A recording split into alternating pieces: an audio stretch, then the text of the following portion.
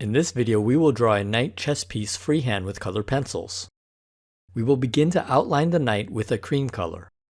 The cream color is light and we can use it as a guide and draw over it later with darker colors. We will begin the darker outline of the knight with black cherry color. Using a piece of scrap paper may help to keep the drawing clean from your hand. The knight is a noticeable chess piece because it has the shape of a horse head. After sharpening the pencil, we continued the dark outline with the black cherry color. We started to use dark umber color to lightly shade the inside of the knight. Although it may not be seen, the pencil has been sharpened multiple times during this process. Now by shade, I mean adding some shading and shadows. This will help to define areas that are dark or in shadow.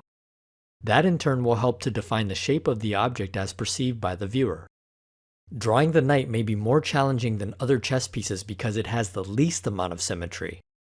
This drawing of the knight was done to represent a real chess piece. The idea is that this would match the pawn and chess piece drawings done as a set around the same time. That being said, the shadows or value are personal aesthetic choices rather than using a real chess piece set up with lighting for reference.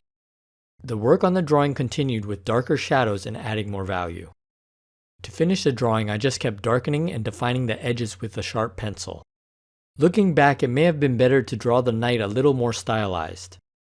However, I wanted to match the knight with this initial set of chess piece drawings. The good thing with drawing is that if you don't like the way one comes out, you can use it as a reference and try again to draw another. The mix of the cream, dark umber, and black cherry colors created a somewhat monochromatic combination for this freehand knight chess piece. Now I'm okay with how this turned out, but I'm really glad that I was able to share this with you.